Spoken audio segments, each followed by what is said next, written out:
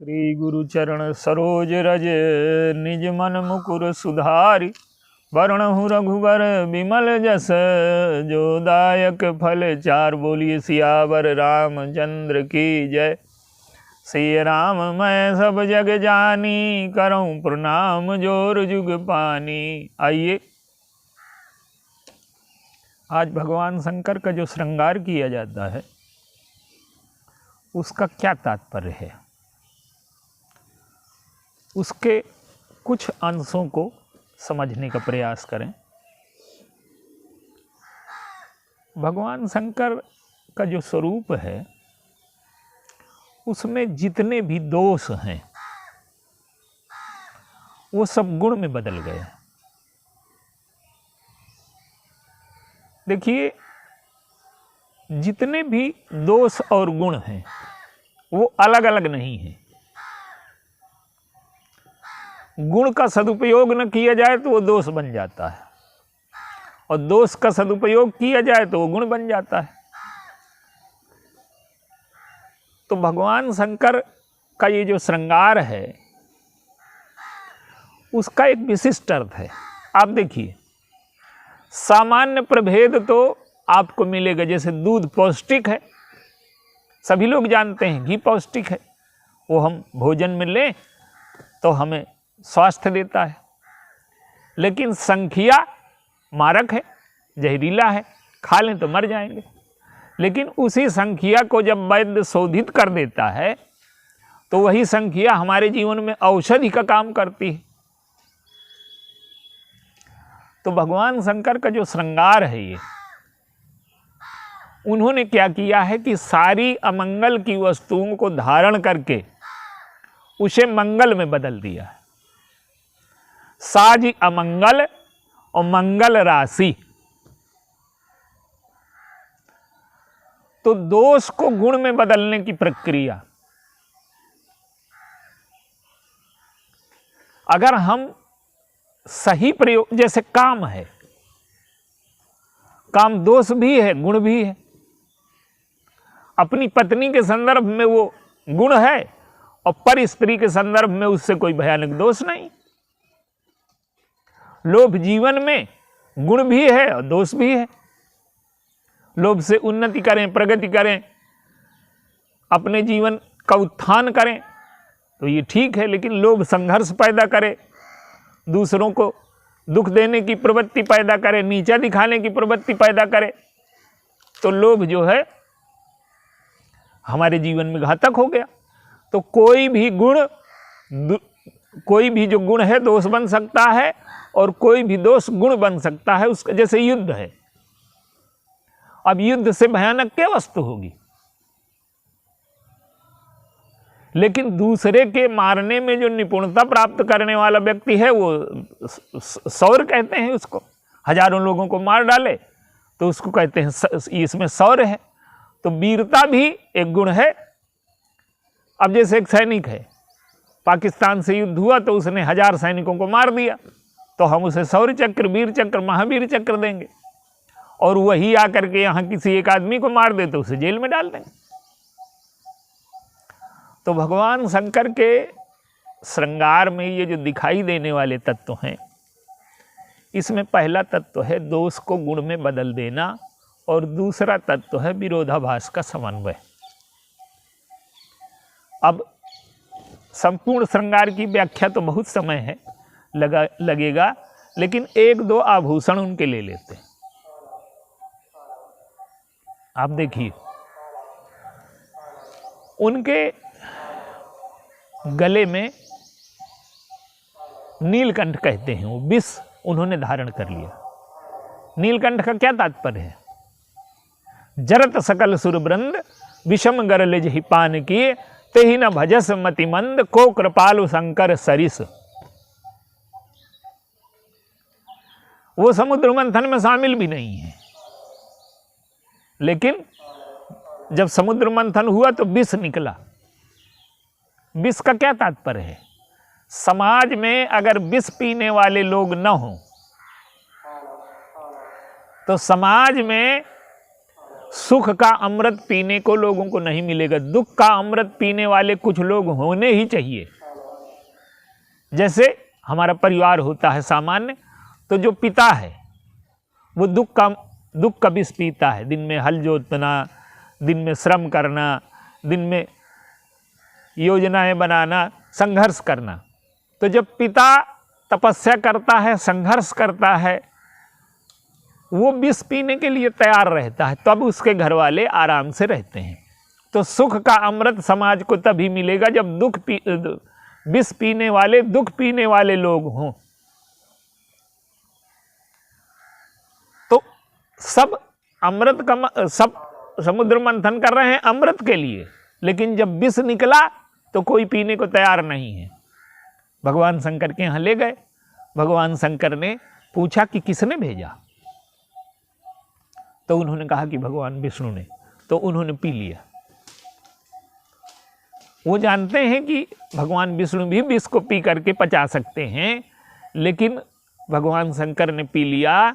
और उसका अर्थ क्या है? उसका अर्थ ये है कि शंकर जी जानते हैं कि ये मेरी महिमा बढ़ाना चाहते हैं, और शंकर जी ने पी लिया। लेकिन विष का कोई परिणाम हुआ क्या उनके जीवन में? विष तो मारक तब है जब वो हमें मार डाले। तो शंकर जी ने क्या किया कि उस विष को भगवान राम के साथ मिला दिया। जब पहले एक समुद्र मंथन हुआ वेदों का, तो उसमें सारे मंत्र ले गए सब देवता, अलग अलग बांट दिया गया था, लेकिन एक राम नाम बचा, तो शंकर जी ने उसे धारण कर लिया। तो भगवान विष्णु जानते हैं कि राम नाम ये धारण किए हैं, इनके जीवन में विष का प्रभाव नहीं पड़ेगा। तो विष में राम मिल गया तो विश्राम हो गए। तो हम अपने जीवन में क्या करते हैं कि राम को अगर जीवन से निकाल दें तो हमारा विश्राम भी विष बन जाता है, और भगवान शंकर के जीवन में विष भी विश्राम बन जाता है। तो आप समाज में देखते हैं, जैसे एक सैनिक है, वो खड़ा है हिमालय में, बर्फ में। अब वो अगर मांग करे कि नहीं हम तो उसी तरह से काम करेंगे जैसे वो सचिवालय वाले करते हैं, ऑफिस में बैठ कर के एसी में, तो ये मांग उसकी स्वीकार नहीं की जा सकती। क्योंकि अगर वो बर्फ में न खड़ा रहे, वो सरहद की रक्षा न करे, वो विष न पिए, तो हम लोगों को नींद का अमृत नहीं मिलेगा। तो समाज में कुछ लोग विष पीने वाले होने ही चाहिए, जिससे समाज संतुलित रहे। तो भगवान शंकर जो विष पीते हैं लेकिन विष का प्रभाव नहीं पड़ता, उनके जीवन की विशेषता ये है कि सारे दोषों को वो गुण में बदल देते हैं। अब आप देखिए, उनका एक श्रृंगार है सर्प का। जो हाथ में कंगन है, कुंडल कंकन पहिरे ब्यारा, हाथ में जो सर्प पहने हैं वो कंकन है। कंकन क्या है? अब देखिए, सर्प को उन्होंने आभूषण बना लिया। उनका हाथ दान के लिए उठता है, और लोभ दान को रोकता है। तो जितने लोगों की मृत्यु लोभ के सर्प के काटने से होती है, उतने लोगों की मृत्यु वास्तविक सर्प के काटने से नहीं होती। तो दान का अगर सद्गुण हमारे जीवन में आ जाए तो लोभ हमारे जीवन में आभूषण का काम करेगा, और संग्रह की वृत्ति आ गई तो लोभ हमारे जीवन में सर्प का काम करेगा। तो भगवान शंकर के जीवन में चूंकि वो दान देते ही रहते हैं। एक भिखारी ने जब भगवान शंकर की तपस्या की, प्रसन्न हो गए, तो जब प्रकट हुए तो भिखारी देखने लगा। भगवान शंकर ने पूछा क्या देख रहे हो? तो उसने कहा कि मैं ये पहले सोच रहा था कि आपसे मांगूंगा, और अब लगता है कि आपको कुछ देना चाहिए, आपके पास खुद है कुछ नहीं। तो वो हंसने लगे। कहने का अर्थ ये है कि भगवान शंकर कहते हैं कि मांगना तो थोड़ा ना मांगना, मुझसे भक्ति मांगना। भगवान की भक्ति मांगोगे तो तुम्हारे सारे जो दोष हैं वो गुण में बदल जाएंगे। तो उनके हाथ में जो लोभ का सर्प है वो आभूषण में बदल गया, क्योंकि दान अगर हमारे हाथ में है तो लोभ का सर्प हमें काटेगा नहीं। जो कान में वो पहने हैं, देखिए जीवन में संशय की सृष्टि, भ्रम की सृष्टि वो सब कान के माध्यम से होती है। और भगवान शंकर क्या करते हैं कि निरंतर भगवान की कथा सुनते हैं। तो संशय हमारे जीवन में उपयोगी तब है जब वो भगवान की कथा की ओर ले जाए, और संशय निंदा चुगली की ओर ले जाए तो हमारे जीवन में जहर की सृष्टि करेगा। तो संशय को उन्होंने आभूषण बना लिया, और संशय आभूषण कब बनेगा? जब उस संशय के माध्यम से हम भगवान की कथा सुने। पार्वती जी के जो प्रश्न हैं वो संशय ही तो हैं वो, लेकिन उन्हीं का स्वरूप रामचरितमानस है। तो उन संशय से, उस प्रश्न से ही तो रामचरितमानस की रचना हुई। तो भगवान शंकर के जीवन में जो संशय का सर्प है वो भगवान की कथा से जुड़ा है, इसलिए संशय भी उनके जीवन में आभूषण है। गीता में कहा गया कि संशयात्मा विनश्यति, संशय वाले व्यक्ति का विनाश हो जाता है, लेकिन संशय जब भगवान से जुड़ जाता है तो विनाश नहीं होता, वो अमरत्व की ओर चला जाता है। तो भगवान शंकर के जीवन में एक चीज और देखिए, चिता भस्म है। चिता भस्म बड़ी अपवित्र मानी जाती है। जैसे विष को उन्होंने अमृत में बदल दिया, जो सर्प हैं उनको आभूषण में बदल दिया, और चिता भस्म को भी विभूति कहते हैं। भव अंग भूति मसान की सुमिरत सुहावन पावनी। हम विभूति कहते हैं जो तिजोरी में बंद है, जो धन है, जो बैंक है, जो पैसा है। हमारे लिए विभूति वो है जो संग्रह है, लेकिन भगवान शंकर के लिए विभूति क्या है?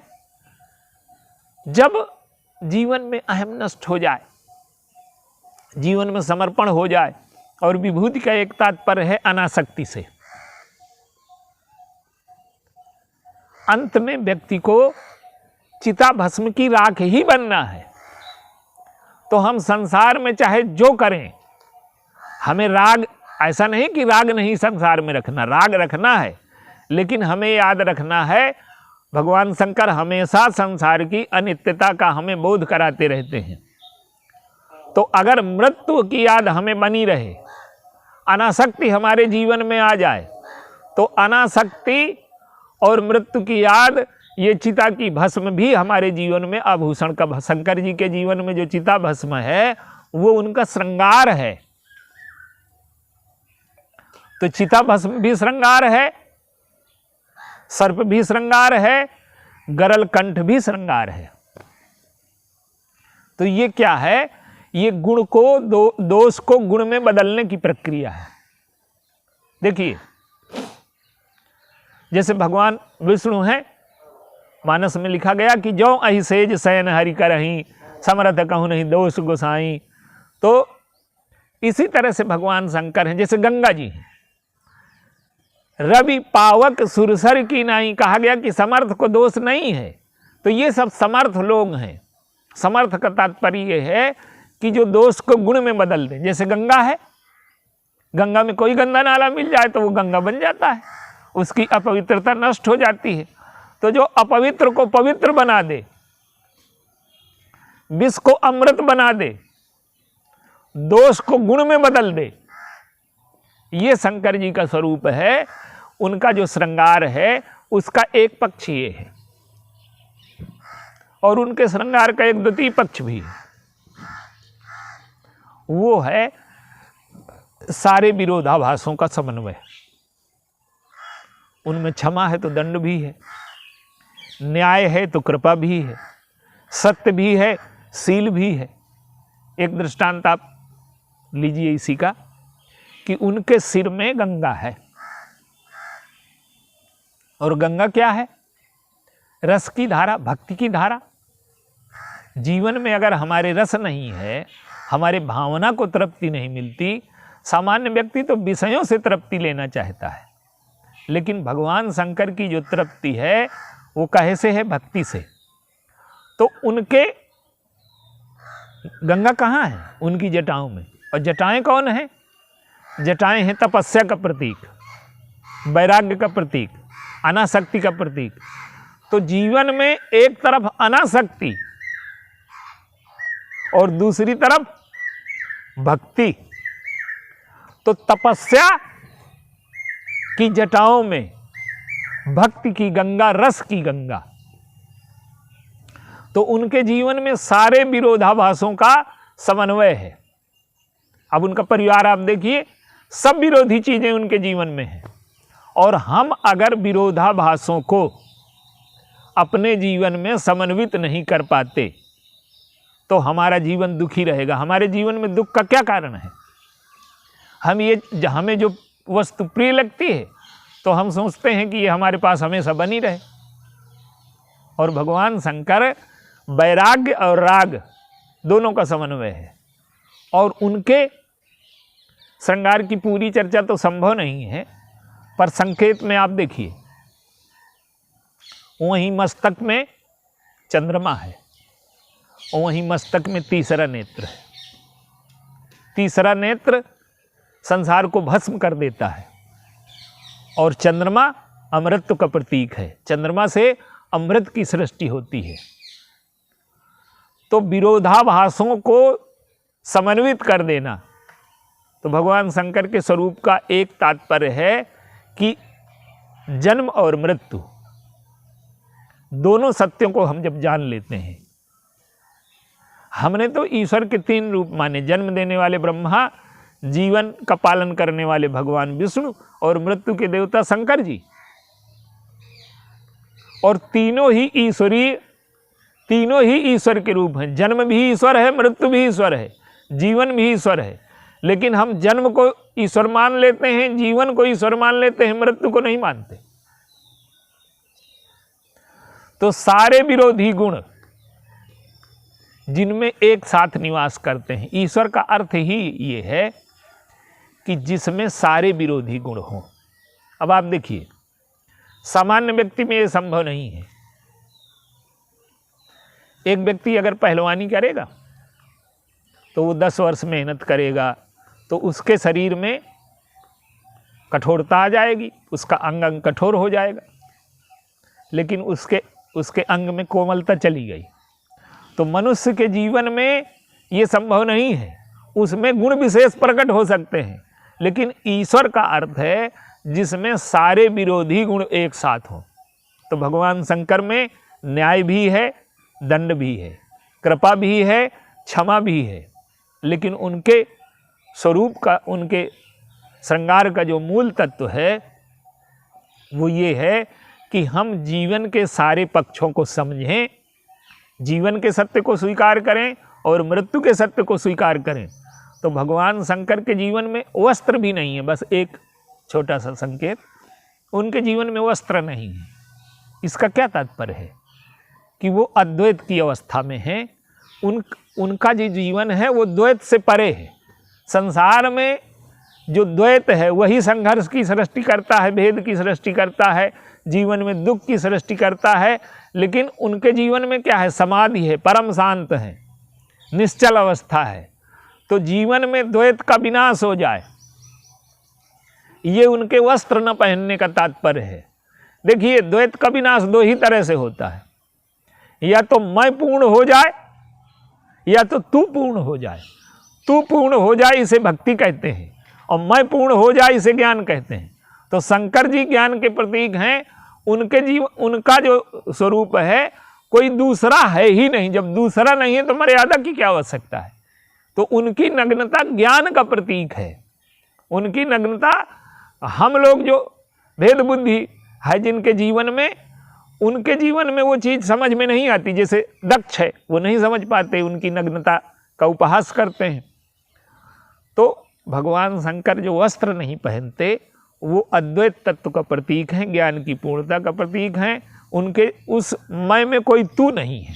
हमारा जो मैं है वो बिना तू के नहीं बनता, और उनका जो मैं है उसमें कोई तू नहीं है।